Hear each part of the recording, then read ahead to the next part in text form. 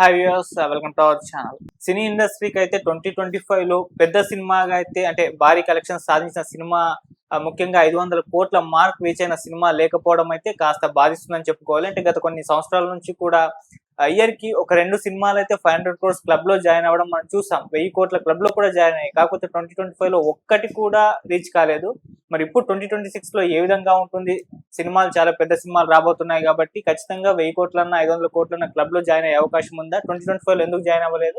మరి 2026 లో ఏవి జాయిన్ అయ్యే అవకాశం ఉంది? ఇప్పుడు దీని గురించే డిస్కస్ చేయడానికి ప్రజెంట్ మనతో పాటు సీనియర్ ఫిల్మ్ జర్నలిస్ట్ నారాయణ రాజు గారు ఉన్నారు. వారిని అడిగి తెలుసుకునే ప్రయత్నం చేద్దాం. నమస్కారం సార్.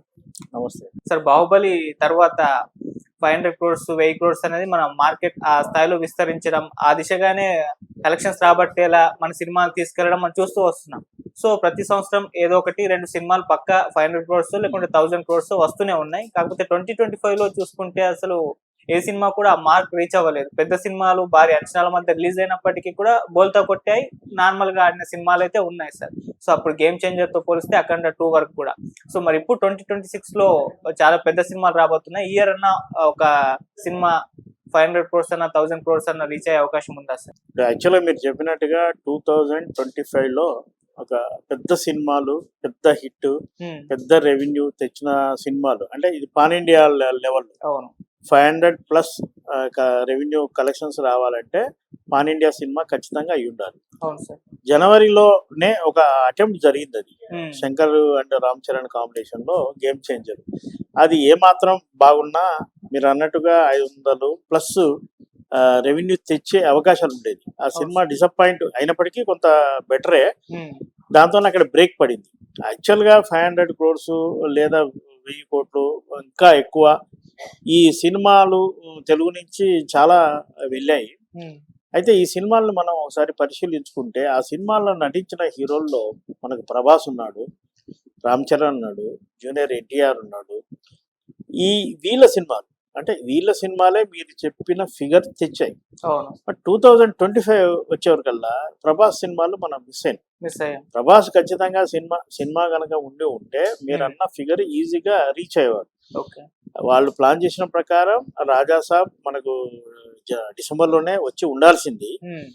అనేక కారణాల వల్ల అది జనవరికి వెళ్ళింది. కాబట్టి జనవరిలో మీరు అన్నట్టుగా 500 కోట్ల పైన మార్కు ఆ సినిమా సాధించే విషయం ఉంది. అయితే 500 కోట్లు తేలేదు అనేది పక్కన పెట్టేస్తే ఈ ఇయర్లో అంటే 2025లో మనకు గొప్ప విజయాలు.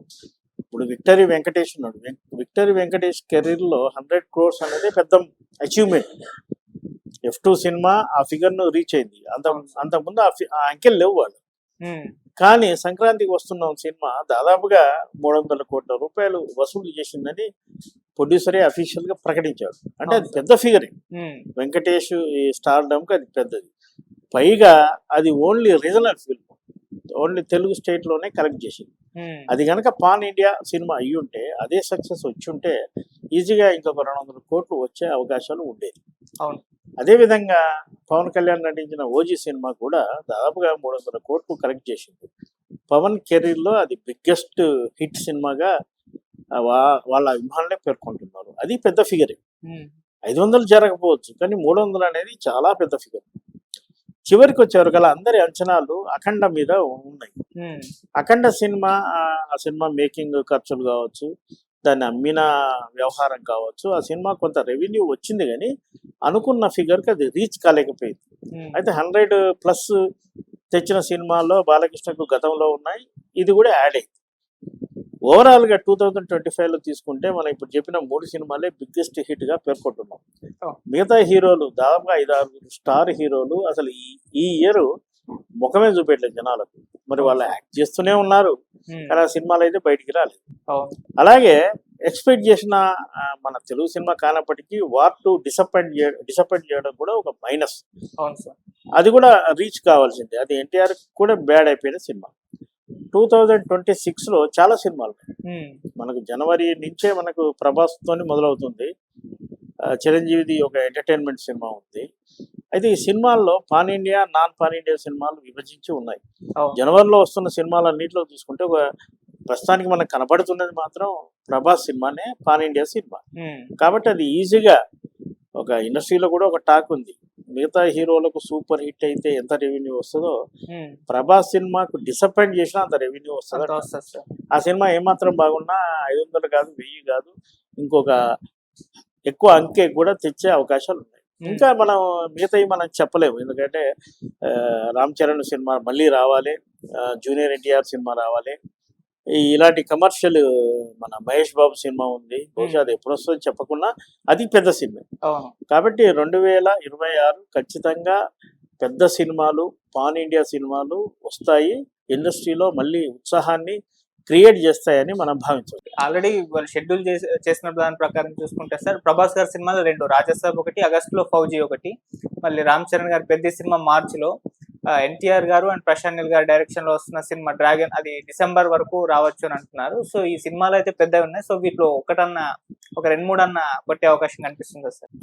ఖచ్చితంగా ఉన్నాయి, ఎందుకంటే మీరు చెప్పిన ప్రకారం ఆ సినిమాకు ఉన్న డైరెక్టర్లు మామూలు విషయం కాదు. అవును సార్. మన హీరోలు కూడా డేట్స్ ఆ సినిమాలకు ఇవ్వడానికి కారణం ఆ సినిమా డైరెక్టర్లే, అంతే తప్ప మరో కారణం కాదు. ఈ మధ్య స్టార్ హీరోలు అంటే పాన్ ఇండియా బ్రాండింగ్ ఉన్న హీరోలు ఎవరైనా సరే దర్శకుని నమ్ముకొనే ముందుకెళ్తున్నారు. ఆ దర్శకుడు ఇచ్చే కథనే నమ్ముతున్నారు.